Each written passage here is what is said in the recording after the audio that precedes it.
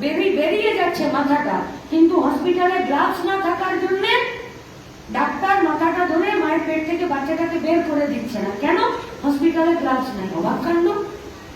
আমি তো ভাই কম ট্যাক্স দিই না, আমার কাছ থেকে তো পয়সা সরকার কড়াই গন্ডায় ঠিকই আদায় করে নেয়।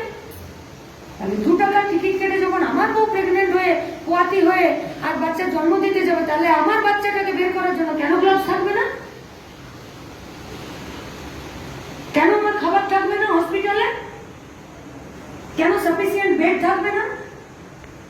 কেন সবার যা ব্লাড লাগবে সেই ব্লাড থাকবে না? কেন সমস্ত হসপিটালে একটা পেট সিটি স্ক্যান, একটা ডিজিটাল এক্সরে, একটা ইউএসজি, একটা এমআরআই এর জন্য আমাকে 3 মাস 4 মাস 5 মাস অপেক্ষা করতে হবে? কেন একটা হার্টের অপারেশনের জন্য 3 মাস আগে লাইন দেওয়াতে হবে? এটা কি গ্যাস সিলিন্ডারের লাইন নাকি? আরে কেউ যদি মনে মনে ঘুমের ঘরে স্বপ্ন দেখে না যে কালকে আমি একটা গাড়ি কিনবো, তো ব্যাংকের লোন নেওয়া লোকেরা ঘরে কাদা করে দেয়, কবে নেবেন কবে নেবেন কবে নেবেন।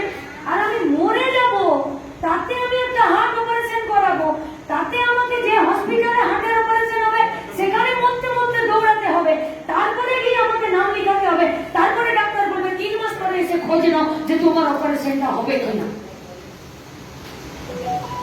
তাহলে এগুলো বৈষম্য নয়? তাই অবস্থান মঞ্চ ওরা চালাচ্ছে। আমরা বেরিয়েছি আপনাদের কাছে একটাই উদ্দেশ্য।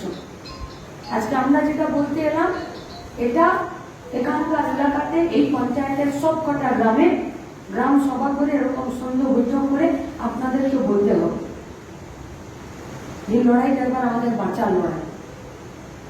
ওরা আমাদের স্বাস্থ্যতেও মারতে চাইছে, আর প্রতিবাদ করতে চাইলে ওরা আমাদেরকে আইন, পুলিশ, কোর্ট, মিথ্যে মামলা, মার ধর করেও মারতে চাইছে। তো মরতে তো হবে, হয় পচা ওষুধ খেয়ে মরতে হবে, আর নইলে প্রতিবাদ করতে গিয়ে ওদের কাছে মার খেয়ে মরতে হবে। তাহলে কিসে মরবেন ভেবে নিন।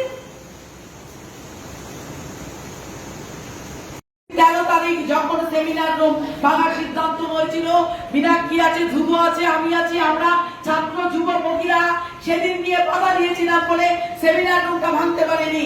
পরের দিন যখন আমরা আমাদের স্বাধীনতার রাতে ওই ধর্ষকদের শাস্তির দাবিতে গোটা কলকাতাকে উত্তাল করেছি, তখন পশ্চিমবঙ্গের কলকাতার যে সিপি, পুলিশের যে সিপি, তার নেতৃত্বে বলুন ওই